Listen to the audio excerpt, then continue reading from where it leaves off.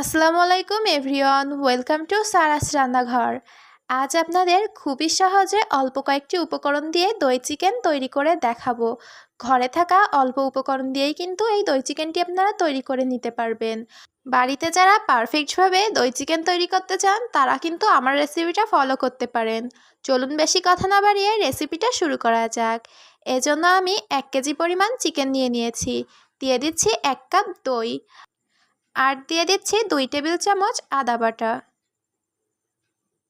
এখন হাতের সাহায্যে খুব ভালোভাবে দইয়ের সাথে চিকেনটা ম্যারিনেট করে নিতে হবে।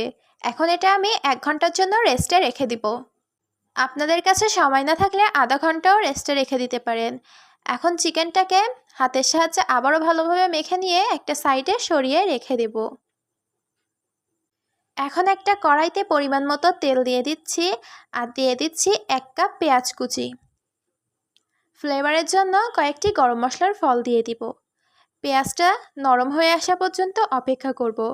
পেঁয়াজটা যখন লাল লাল হয়ে আসবে তখন আগে থেকে ভিজিয়ে রাখা 1.5 টেবিল চামচ লাল মরিচের গুঁড়া এখানে দিয়ে দিচ্ছি, আর দিয়ে দিচ্ছি 2 টেবিল চামচ রসুন বাটা আর জিরা বাটা। এখন খুব ভালোভাবে মশলাটাকে ভাজা ভাজা করে নিতে হবে। এখানে আমি হাফ চা চামচ হলুদের গুঁড়াও দিয়েছি। দিয়ে এখন মশলাটা আমি খুব ভালোভাবে ভাজা ভাজা করে নিচ্ছি, আর ভাজা ভাজা হয়ে গেলে এখানে ম্যারিনেট করে রাখা চিকেনটা দিয়ে দিচ্ছি। 2 চা চামচ লবণ। লবণটা যদি আপনাদের পরে প্রয়োজন হয় আপনারা কিন্তু দিয়ে নিতে পারেন। এখন খুব ভালোভাবে চিকেনটাকে কষিয়ে নিতে হবে।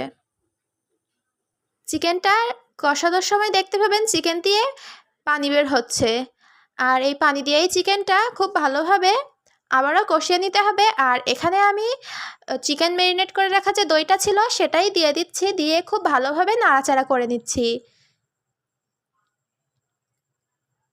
আর এটা আমি এখন ঢাকনা দিয়ে কিছু সময় ঢেকে রাখবো। কিছু সময় পর ঢাকনা তুলে দেখতে পাবেন এরকমভাবে যখন দেখবেন যে তলাটা লেগে লেগে যাচ্ছে তখন এখানে আমি হাফ কাপ পরিমাণ পানি দিয়ে দিচ্ছি।